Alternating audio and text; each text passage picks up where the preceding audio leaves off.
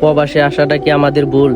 আপনি মন ভৈরা প্রবাসীদের মা বাবাকে গালি দিবেন, তারপর ভাইরাল হয়ে যাওয়ার পর আবার লাইভে আইসা মাপ চাইবেন। প্রবাসীদের জীবনটা কি এতটাই সস্তা?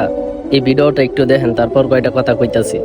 সকল প্রবাসী ভাই বোনদের কাছে আমি মাপ চাই এবং কি আমি সরি কই, কারণ আপনারা একজন প্রবাসী, আমিও একজন প্রবাসী।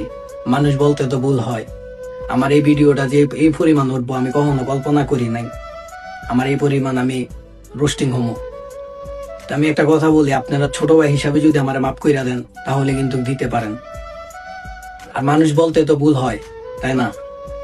এখন আপনারা যদি মনে হয় যে তারা মাফ করা যায় তাহলে মাফ করে দিয়েন, আর যদি মনে হয় যে মাফ করা যায় না তাহলে এটা আপনাদের বিষয়।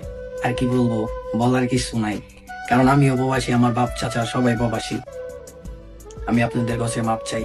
আশা করি ভিডিওটা দেখছেন। ওই লোকটা প্রবাসীদের মা বাবাকে এমন ভাবে গালি দিছে তা কর মতো না, অথচ তারা বাপ চাচারা সবাই প্রবাসী, সে নিজেও প্রবাসী।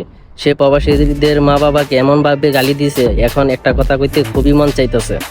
তার মানে কি ও নিজের মারেও কি, যাক আমি মুখ খারাপ করতে চাই না। ও বলছে সকল প্রবাসীর মাদেরকে, ভাই কি কমো, আমার মুখ দিয়ে এইসব কথা আইতেছে না। যাই হোক, প্রবাসীরা এতটা সস্তা না।